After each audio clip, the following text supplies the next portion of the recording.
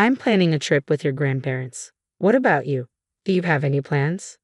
I called my son Anthony after receiving an invitation from my in-laws to join them on a vacation. Well, I have practice. You all should go and have fun. Isn't this trip a bit out of the ordinary? Are you okay, Mom? I'll manage. I'll bring you back a souvenir, so work hard at your practice. Influenced by me, Anson has always been passionate about marathon running. He even earned a college scholarship for it. Though his university is nearby, he stays in the dorms to save on commuting time and only comes home during long holidays. I knew he couldn't join the trip, but I thought I should at least ask. His response was exactly what I expected. My name is Flora, a 46-year-old working woman. My husband Steve is 4 years older than me and was once my boss. He is a competent man, and I respect him. After our marriage and the birth of our son, we built a happy family. Yet somewhere along the way, our relationship began to break down. The root cause? My husband's parents, especially his mother, who had a problem with me from the moment we got married and has been bullying me ever since. In the beginning, Steve would stand up for me, and because we lived far away from his parents, we seldom met them and managed to get by. But when our son, who loves marathoning, wanted to attend a high school near my in-laws, things changed. The reason he got into running was me. I used to run marathons and still do occasionally. It made me happy to see him take an interest in running, just like me. So, I convinced Steve to move closer to the high school my son wanted to attend.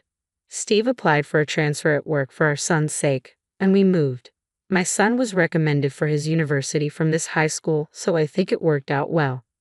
Go get the rental car tomorrow morning and pick up my parents on your way back, Steve said the day before our trip, leaving me puzzled. Why am I the one renting the car? What are you going to do? I'm exhausted from work, so I'll sleep until the last minute. Once you pick up my parents, come back and I'll take over from there. It's on the way to our destination anyway. I understood his logic, but if anything, I was even more drained. Despite working similar hours, I handled all the household chores. Reflecting on it, we used to share household tasks equally. However, since moving closer to his parents, their frequent visits disrupted this balance. Whenever his mother caught Steve doing housework, she vehemently opposed it. Housework is the wife's job. It's not something the breadwinner should do. Isn't that right, Flora? His mother's intense gaze overwhelmed me, and I found myself nodding in agreement. This pattern persisted until Steve gradually ceased all household tasks. While some blame fell on Steve, I believed his mother played a significant role. Furthermore, Steve began echoing his mother's views, asserting, "I am the breadwinner," from time to time. By then, it felt futile to rectify the situation, and I lacked the motivation to even attempt it. Steve underwent significant changes in the past few years. His work performance appeared to decline, and he often directed his frustrations towards me.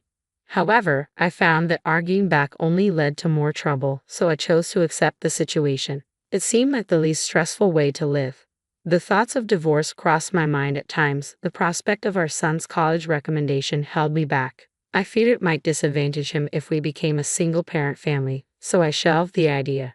Instead, I adopted a mindset of caring for a pet rather than a person, which surprisingly alleviated some of my stress. Gradually, I realized that pursuing a divorce wasn't worth the energy, and that's how I've ended up where I am today. The reason I agreed to this trip was simple. It was to a resort I adored. I knew I could have a fantastic time, even if I ended up exploring alone. Frankly, I was prepared to do things separately from my in-laws and husband, if need be. Perhaps I was invited mainly for driving duties, but both my husband and father-in-law could drive, so I figured it would work out. Anyway, I played along with the notion that our pampered pooch was being demanding again, got the rental car as instructed by my husband, and headed to my in-laws' place. "Flora, you're late. Is that the car for today? You should have rented a bigger one." "Well, it's better than your tiny car, at least." The car we typically use is one I bought myself. Given that I commute to work, I naturally assumed I'd be its primary user, having paid for it out of my own pocket. We don't venture out of town often, and I figured a compact car would suffice. Besides, I was smitten with its interior design and color, so I made the purchase.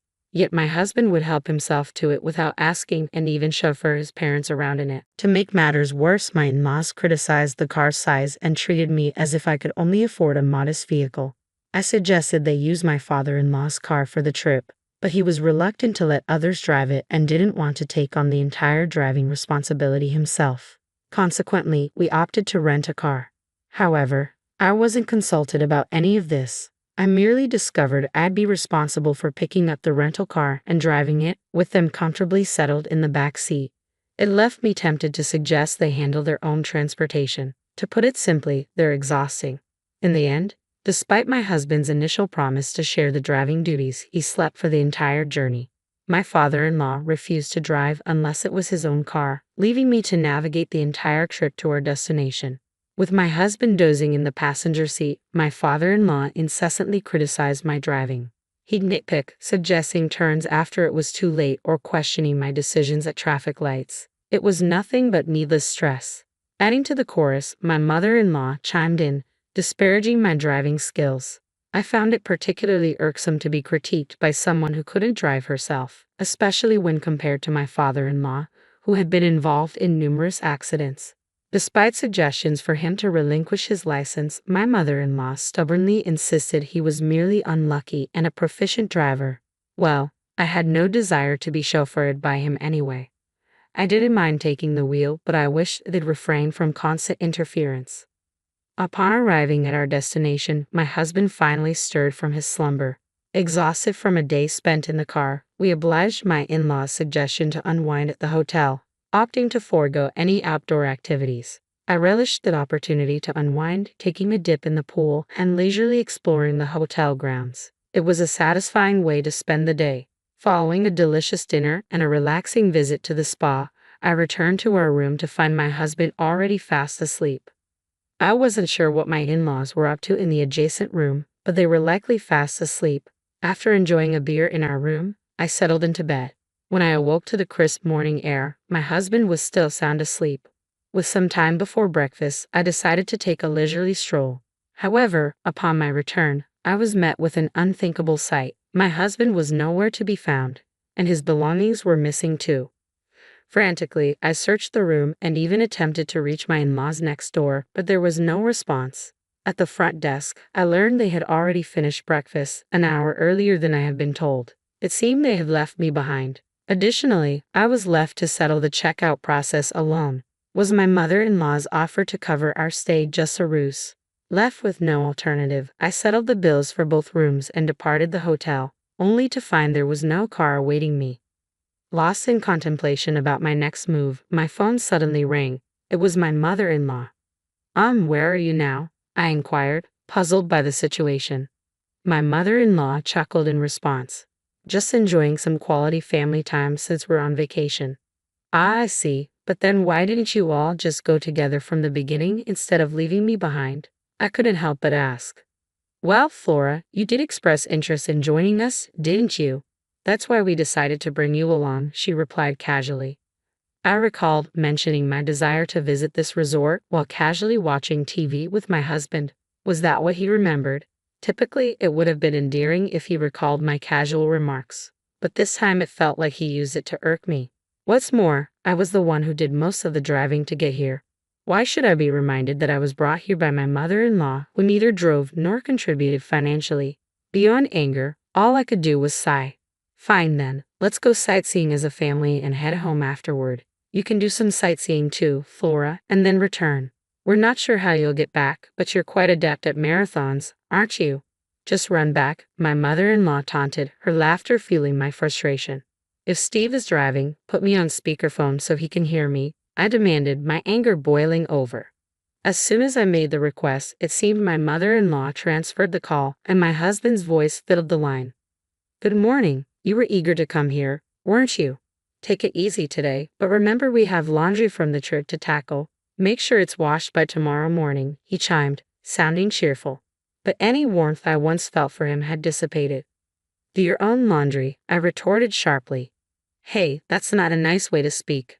As the breadwinner, I'm advising you to relax today. You should be thanking me," he replied. "Oh, the breadwinner. Don't worry, this will be the last time we see each other." "Well, you've mostly seen me asleep," I countered, my tone laced with finality.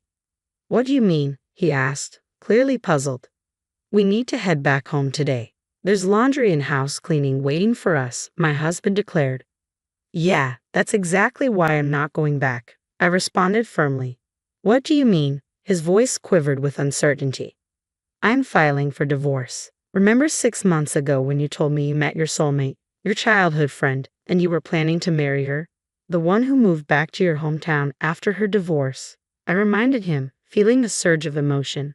It had been about 6 months since I confronted my husband, sensing something was amiss, and he confessed. He had reconnected with his childhood friend and believed she was his true love.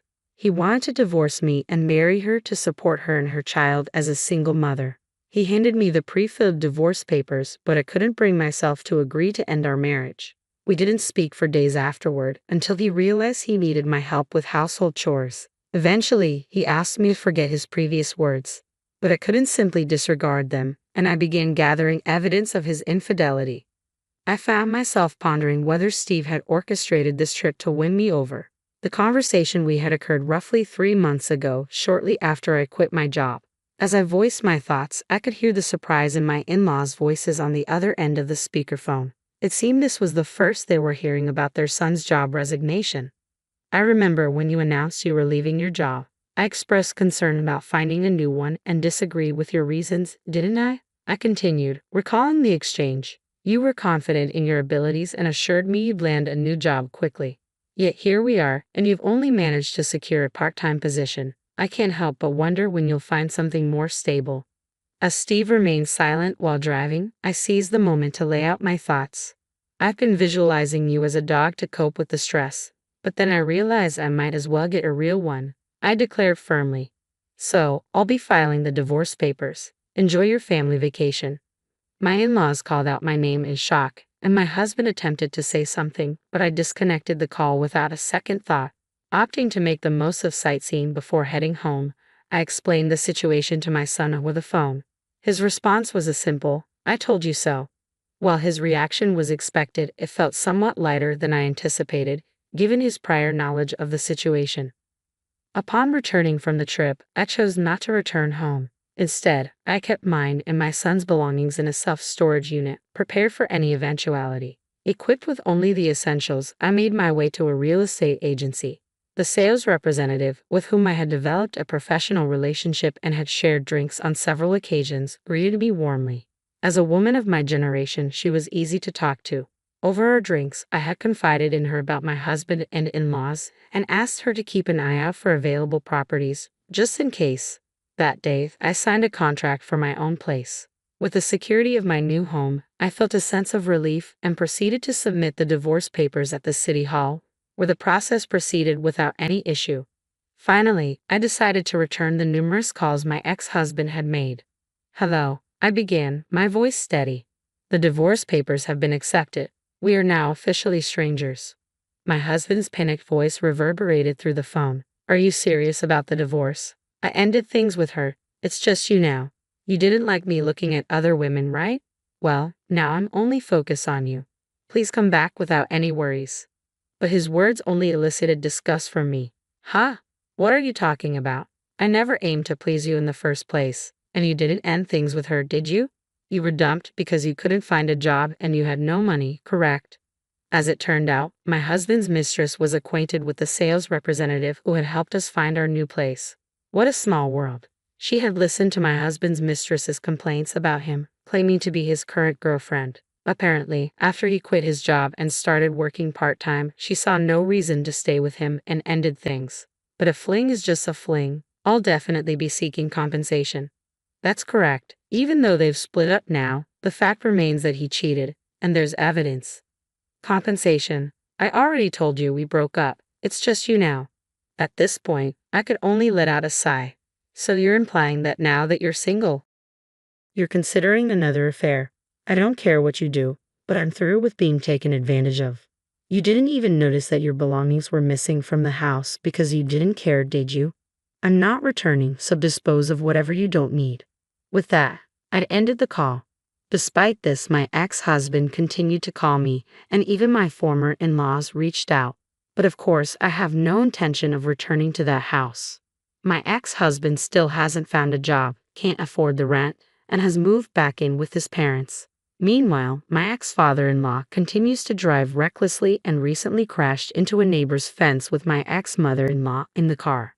Thankfully, no one was injured, but they lacked property insurance and had to borrow money to cover the repair costs. All of this was detailed in an email that my ex-husband continued to send me. I find his misfortune somewhat amusing. While I don't respond, I haven't blocked his emails either, quietly enjoying the spectacle. After moving to a pet-friendly property, I welcomed a small dog into my life and discovered that I found more joy in caring for a pet than for people. My son, concerned about my solitude, has begun visiting on weekends, a shift from his previous pattern of only coming during extended holidays. Each day is now filled with fulfillment. Perhaps this weekend, I'll revisit that resort town for the first time in a while.